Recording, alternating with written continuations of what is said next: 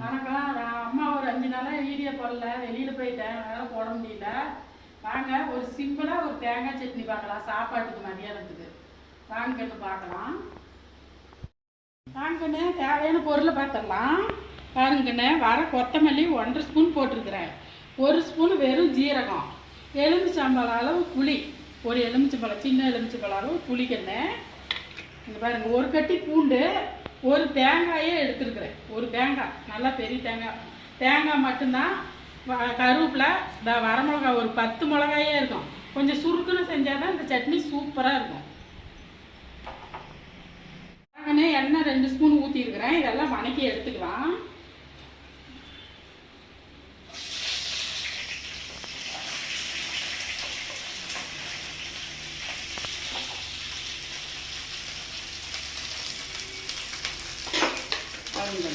இது நல்லா வணங்குங்க.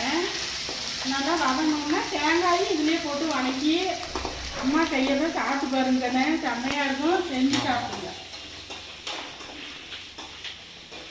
சட்னி போட்டிங்கன்னா நல்லா இவ்வளோ சாப்பாடு சாப்பிட்றது நல்லா இவ்வளோ சாப்பாடு சாப்பிட்லாங்க, சூப்பராக இருக்கும்.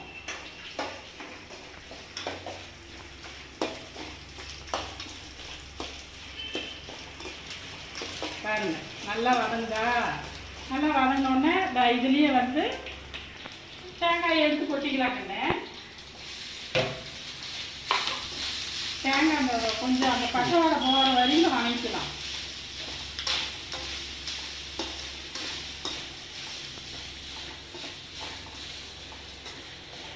புளி போட்டாச்சுக்கண்ணே, ஆற வச்சு அரைச்சிக்கலாம். அண்ணா பாருங்க, சட்னி ரெடி ஆயிடுச்சு. நல்லா சாப்பாடு சூடாக போட்டு சட்னி இப்படி ரெடி பண்ணி சாப்பிட்டு பாருங்க. சாப்பிட்டு பார்த்து கண்டிப்பாக நீங்கள் அம்மா கிட்ட சொல்லணும். இந்த பீட்ரூட் பொரியலும் அப்படி பண்ணியாச்சு. இது என்ன செய்யவாது தெரியாது, ஆனால் வியாபாருக்கு என்ன பண்ணியாச்சு. அது ரெடி, இது ரெடி. சாப்பிட்டு பாருங்கன்னு சூப்பராக இருக்கும். செஞ்சு சாப்பிட்டு சொல்கிறீங்க.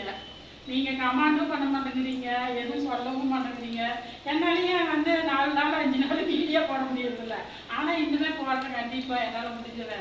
திடீர்னு ஊருக்கு போயிட்டேன் சாமி, இனிமேல் போடுறேன். என் வீடியோவை கண்டிப்பாக பாருங்கள். இந்த சட்னியை செஞ்சு சாப்பிட்டு பாருங்க. பாய் என்ன